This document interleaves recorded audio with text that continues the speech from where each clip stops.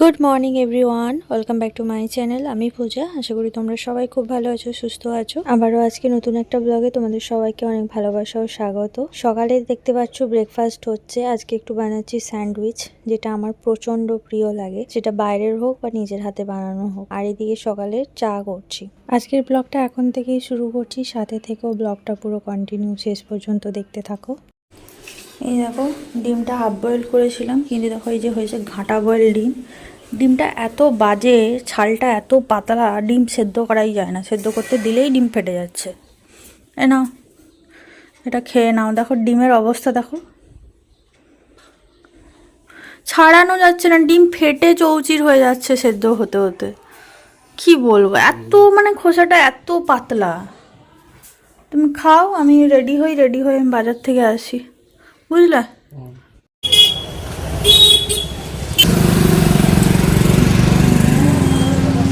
বাজার থেকে চলে এলাম চিকেন নিয়ে।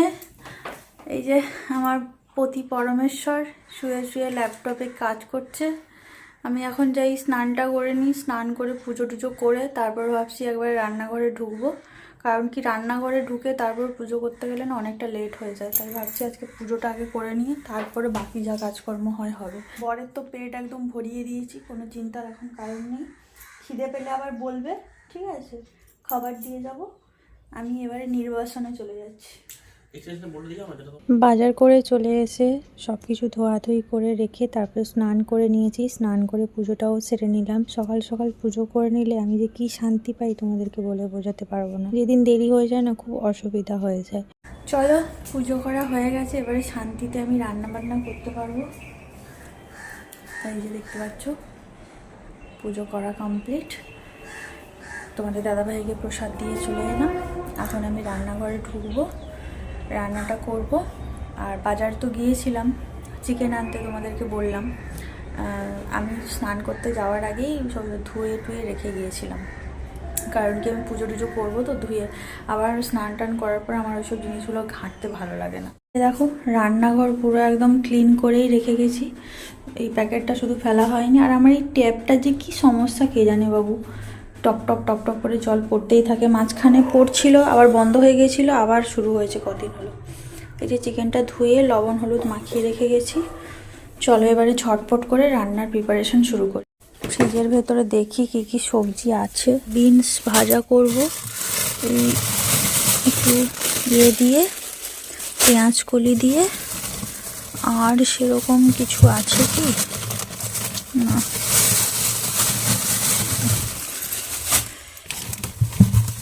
একটা বেগুন বরং ভেজে ফেলি। বেগুন অনেকগুলোই আছে, আগের দিনের বেগুনটা বার করতে হবে, টমেটোটা বার করতে হবে। চলো একে একে সব বার করে নিই। এই হচ্ছে সবজি বার করে নিয়ে এসেছি। এই যে পেঁয়াজ কলি, বিনস, টমেটো আর বেগুন। তো চলো রান্নাটা করে নিই ঝটপট করে। সবজি টবজি সব বের করে নিয়ে চলে এসেছি। সবজি মানে দেখতেই তো পেলে কি কি সবজি নিলাম। অ্যাকচুয়ালি চিকেন হলে তোমাদের দাদাভাইয়ের আর কোনো কিছু লাগে না, কিন্তু যেহেতু দুপুরবেলা একটা দুটো কিছু না করলে না, শুরু থেকে শেষ পর্যন্ত আমার একটা তরকারি দিয়ে খেতে দিতেই আমার কেমন লাগে। তো সেই জন্য ওই যে বললাম কি কি রান্না করব। আর যেহেতু টুকটাক সবজি আছে, ওইগুলো শেষ হলে ভাবছি তারপরে একদম সবজি কিনবো, না হলে কিনবো না। কারণ কি, রাতে তো এখন আমরা ভাতও খাই না, রুটিও খাই না, একটু আলাদা রকমের খাবার খাই, যে কারণে খুব একটা সবজি লাগে না। যেটুকু লাগে দিনের বেলাতেই লাগে। সেই জন্য বেশি সবজি কিনলে, মানে বেশি ভ্যারাইটির সবজি কিনলে খারাপ হয়ে যায়, সেই কারণে খুব কম সবজি কিনি। আমার বরের হাতটা ভেঙেছে বলে এতদিন আমার বর আমার পাশে আছে, সকাল সন্ধ্যে বিকাল রাত্রি, নাহলে খুঁজেই পাওয়া যেত না। যদিও মানে এই রকম পাশে থাকাটা কাম্য নয়, কিন্তু কিছু করার নেই, জীবনে বিপদ বলে করে আসে না। শুধু যত তাড়াতাড়ি সুস্থ হবে এটাই হচ্ছে মানে প্রে করছি, কারণ এইভাবে থাকা খুব কষ্টকর। বলো, আমারও হয়েছিল, মানে আমি যখন এইচএসে পরীক্ষা মানে টেস্ট পরীক্ষার সময় আমারও হাত ভেঙেছিল। আমি তো পুরো 1 মাসের উপরে 1.5 মাসের কাছাকাছি আমি এরকম হাত এরকম করেছি। স্কুল যাওয়া, পরীক্ষা দেওয়া সবই আমি ওরকম অবস্থাতেই দিয়েছি। মানুষের হয়ে যায় মাঝে মাঝে এইসব অঘটনগুলো হয়ে যায়। কুকুরটাকে বাঁচাতে গিয়ে কুকুরটা বেঁচে গেল, কিন্তু আমার বরের হাতটা স্যাক্রিফাইস হয়ে গেল। কুকুরটাকে বেঁচে গেল, সেটাই বলছি। বাচ্চাটা ওই তো বাচ্চা কুকুরগুলো রাস্তাতে এমনভাবে চলে আসে না, ওটাই হয় বিপদ। ওই যে একটু তোমাদের দাদাভাইয়ের সাথে কথা বললাম, আর ওকে একটা প্রোটিন পাউডার ছিল সেটা দিলাম, তারপরে আবারও চলে এলাম রান্না করতে। এখন চিকেনটাকে কষাচ্ছি, রান্নাও হচ্ছে, বাকি সব কাজও হচ্ছে। চলো তোমাদেরকে দেখিয়ে দিই আমাদের রান্নার ফাইনাল লুক। এই যে হচ্ছে চিকেন কষা। আমি এক ফোঁটাও জল দিইনি, চিকেন থেকে সহস্র পরিমাণে জল বেরিয়েছে। এই জলটাকে আমি আর একটু শুকাবো, নাহলে চিকেনটা এমনি মানে অলরেডি হয়ে গেছে। আর এই দিয়ে দেখো আলু বিনসের ভাজা, বেগুন ভাজা, আর কালকে রাতের একটু ডাল ছিল, তো সেই জন্য ডালটাই যে এখন গরম করে নিচ্ছি ভালো করে। তো যেহেতু ডালটা আছে তাই আমি আজকে চিকেন কষাটা করলাম। আর তারপরে তোমাদের দাদাভাইও বললো যে কদিন মানে এর আগে যে 2 দিন হয়েছিল আগের সপ্তাহে, তখন চিকেনের ঝোল হয়েছিল, তো বললো আজকে একটু কষা করো। ভাবলাম তাহলে আজকে ডালটা খাওয়া হয়ে যায়, বেকার ডাল করবো না, যদি ডাল লাগে তখন আবার রাত্রেবেলা করবো। এখন যেটা আছে এখন দুপুরের জন্য হয়ে যাবে। কালকে শেষই হয়ে যেত, কালকে আমি খাইনি বলে থেকে গেছে। তো এই হচ্ছে আজকে আমাদের দুপুরের মেনু, আর আজকে রাতেরও মেনু, কারণ চিকেন হলে সেদিন আর রাত্রেবেলা এক্সট্রা কিছু বানাতে হয় না। চলো এগুলো সব ঢেকে দিই, গ্যাসটাও বন্ধ করে দেবো।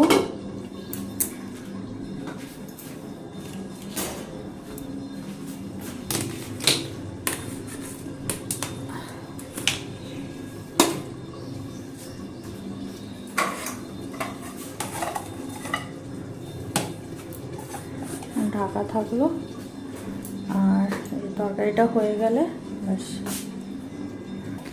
অজনু কখন খাবে?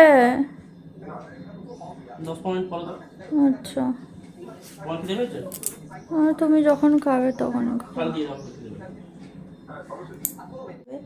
ততক্ষণে আমি আমার খাবার আগে যে ওষুধগুলো আছে ওগুলো খেয়ে নিই, তারপরে আমি খেতে দেবো। আমার ভালো লাগছে না, আমার এই সাইডে সেদিন আমার এই জায়গাতে টান ধরেছিল, আবার আজকে হঠাৎ করে এই মানে এই সাইডে হয়েছে। কি হচ্ছে আমি বুঝতে পারছি না, মানে আমি এখন ঝুঁকতে গেলেই লেগে যাচ্ছে, বসতে গেলে লেগে যাচ্ছে, মানে কি হচ্ছে সমস্যা না আমি সত্যি বুঝতে পারছি না। মানে প্রবলেম মনে হচ্ছে আমাকে ছেড়ে যাবে না মনে হচ্ছে। খাবে আসো, খাবার দিয়ে দিয়েছি, খেয়ে দিয়ে আমি একটু শোবো, আমার প্রচণ্ড ব্যথা করছে। উঠে আসো। কি করেছে দেখো বিছানাটার অবস্থা। সকালবেলা আমি বিছানাটা গুছিয়েছিলাম, কে বলবে।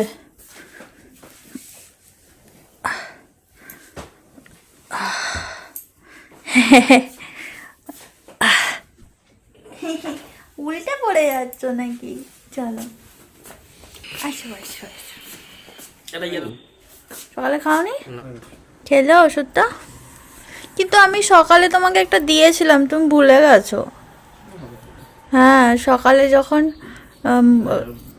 চা খাওয়ার আগেই আমি দিয়েছি, তারপরে চা খেতে দিয়েছি। ঠিক আছে তুমি খাও, অসুবিধা হচ্ছে না তো? খাইয়ে দেবো? আমার বর এখন স্বাবলম্বী হয়ে গেছে, একাই খেতে পারে। কেমন হয়েছে আজকের মেনু? হ্যাঁ বসে পড়ছি, খেতে বসে গেছি আমরা। আমি সোজা হতে পারছি না, কি হয়ে গেছে আমার কে জানে।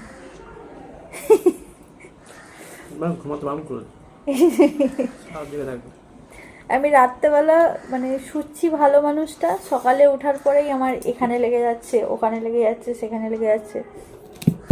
2 দিন ধরে ঘাড় নিয়ে মানে পড়ছিলাম, ঘাড় ঘুরাতে পারছিলাম না। ডালটা ঢেলে দেবো? ঢাল।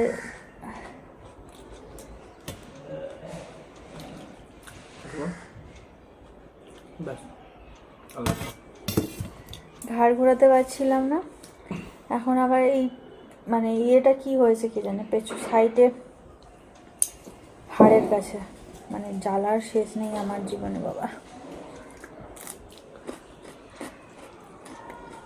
চলো খেয়ে নিই, পরে বোধহয় প্রচণ্ড হাওয়া দিচ্ছে বাইরে। আমরা শুয়ে পড়েছি এখন দুপুরবেলা, মশারির ভেতরে দেখো কি মশা আমাদের এখানে।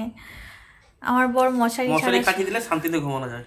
তাই মশা কানে করে এটা বেশি মশারি টাঙিয়ে দিলে তো বেশি ঘুমানো হয়ে যাবে, মশারি না টাঙালে কম ঘুমানো হবে। একদমই তাই। তুমি শুও না, তুমি শুও না, তুমি যাও, তুমি শুও। আমার লেগে যাচ্ছে জানো, আমি শুতে পারছি না। আমার শুতে গেলেই ওই পিঠে যে লেগেছে, টান ধরেছে, ওইটা মানে কি বলবো, আমার কি হচ্ছে আমি নিজেও জানি না। উফ, চলো শুই বাবা।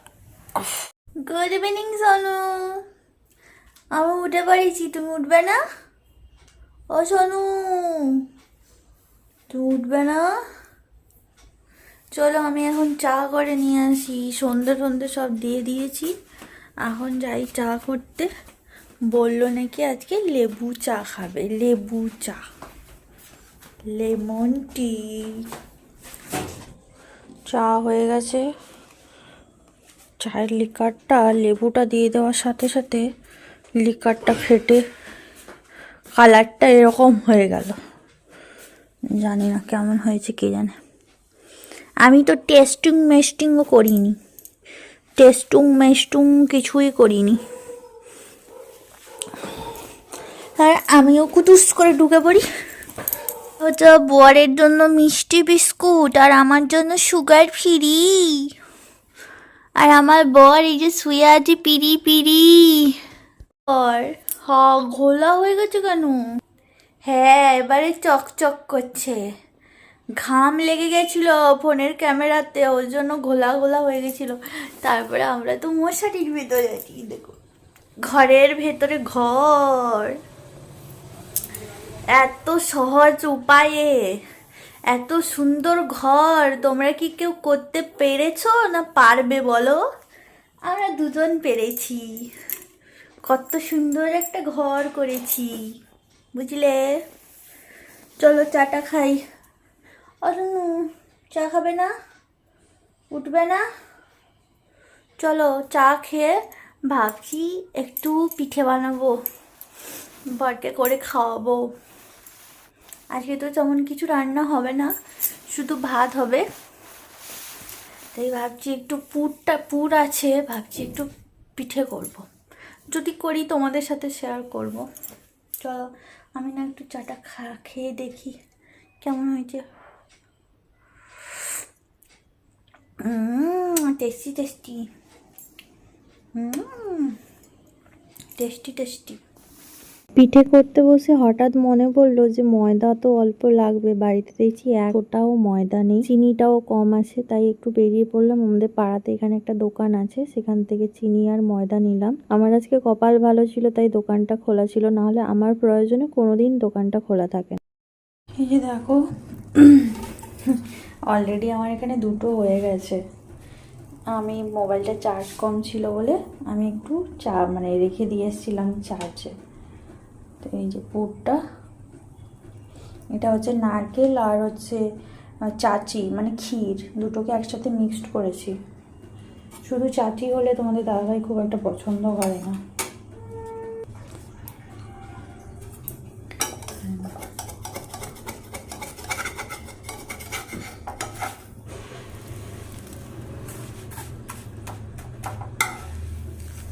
চালটা ভেজানো ছিল না তো, যার কারণে, আর গুঁড়ো চাল দিয়ে ভালো হয় না, গুঁড়ো চালটাকে আবার সেকেন্ড টাইম করে বাটলে তখন ঠিক আছে। তো ভাবলাম একটু ময়দা নিয়ে চলে আসি আর একটু চালের গুঁড়ো মিশিয়ে দেবো, তাহলে হয়ে যাবে।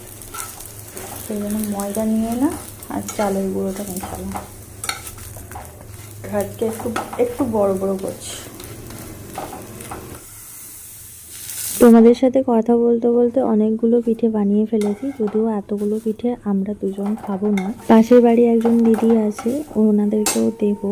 এর আগের বারে যখন বানিয়েছিলাম খুব কম হয়েছিল, ওদেরকে দিয়েছিলাম। ওদের বাড়ির লোকজনের সংখ্যার তুলনায় পিঠের সংখ্যা কম হয়ে গেছিলো, তাই আজকে একটু বেশি করেই বানাচ্ছি। এই যে দেখো আমার পাটিসাপটা পিঠে হয়ে গেছে। আমি কেমন একদম এক্সপ্রেসের মতো ঝটপট করে পিঠেগুলো করে ফেললাম। আজকে একটু বড় বড় হয়েছে, কিন্তু খুব সুন্দর সরু সরু হয়েছে। দেখো কেমন লাগছে কমেন্ট করে অবশ্যই জানাবে। আর কে কে খেতে চাও চলে আসো। এটা আমি আমার বরের জন্য নিয়ে যাচ্ছি। কুচু খাও, কষ্ট করে করেছি। নিচেরটা খাও, এটা এটা এটা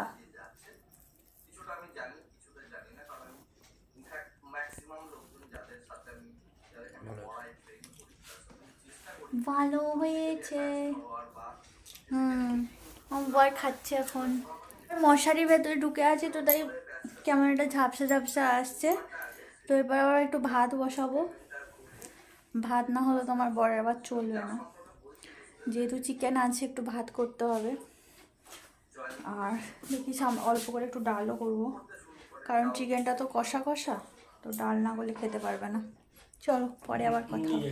তোমাদেরকে বললাম ভাত রান্না করব, কিন্তু আজকে রাতে আর ভাত হচ্ছে না। মাংস যেটা ছিল সেটা ফ্রিজে তুলে রেখে দিয়েছি। তোমাদের দাদাভাই বললো যে ভাত আর খাবো না। আর পিঠে যেগুলো হয়েছিল আমি দুটো খেয়েছি, তোমাদের দাদাভাই দুটো খেয়েছে, আর বাকি সব কটাই ওই দিদিদের বাড়িতে দিয়ে চলে এসেছি। ওই যে বললাম বেসিক্যালি ওদেরকে দেবো বলেই বানিয়েছিলাম, তাই একটু বেশি করেই বানিয়েছিলাম। তো এখন আমি একটা নতুন খাবার বানাচ্ছি, stair chicken fry with broccoli, যেটা খেতে খুবই টেস্টি, হেলদি। যারা ডায়েট করে তাদের জন্য একদম পারফেক্ট খাবার।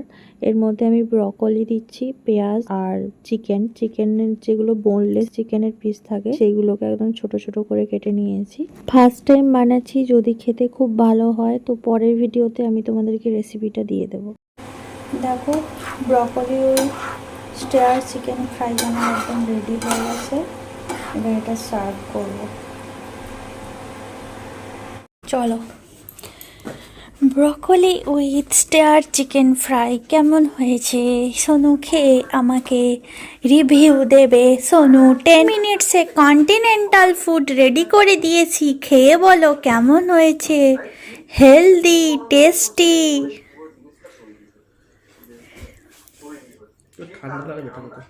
এগুলো ঠান্ডা ঠান্ডা খায় না, এগুলো গরম গরমই খায়।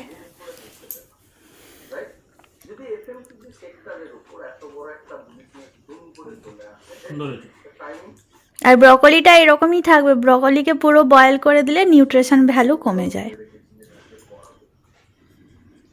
ব্রকলিকে বয়েল করা যায় না, ব্রকলিকে ব্লাঞ্চ করতে হয়, মানে গরম জল করে ডুবিয়ে রেখে দিতে হয়।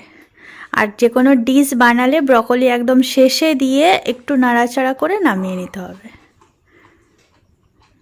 ভালো হয়েছে। আমার কাছে চিলি ফ্লেক্সটা ছিল না, চিলি ফ্লেক্সটা দিলে একদম প্রপার রেস্টুরেন্ট স্টাইল হতো। আমাকে একটু খাওয়াও কেমন টেস্টি হয়েছে। আমাকে চিকেন দিতে পারো, তুমি ব্রকলি আর অনিয়নটা দাও।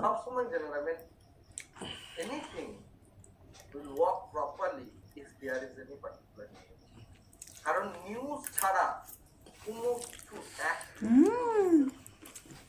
এক ইঞ্চিও নড়বে না নিজের জায়গা থেকে, প্রাইস একটু হলেও উপরে উঠবে না বা এগ্রেসিভ প্রাইস। আমি যে এত ভালো কন্টিনেন্টাল বানাতে পারি আমি তো নিজেই জানতাম না। যদি আপনি যে কোনো জিনিসের ট্রেড নিতে যান, বলো তোমার বউ ইজ দ্য বেস্ট, সব পারে। একটা ছোট কাজ দারুণ হয়েছে সিরিয়াসলি। এটাতে যদি চিলি ফ্লেক্সটা দিয়ে দেওয়া যেত আর যদি অলিভ অয়েলে করা হতো, বা ওইটা রিলেটেড বা ওই সেক্টর রিলেটেড কোনো নিয়ম পুরো একদম রেস্টুরেন্টের মতো প্রপার টেস্ট চলে আসতো, থাকে আমি জেনে নেবেন আপনার, তাই না? মানে ট্রেড। চলো, আরেকটা জিনিস বলি, আই এম সাকসেসফুল। আমি যেখানে হাত দিই সেখানেই সাকসেস।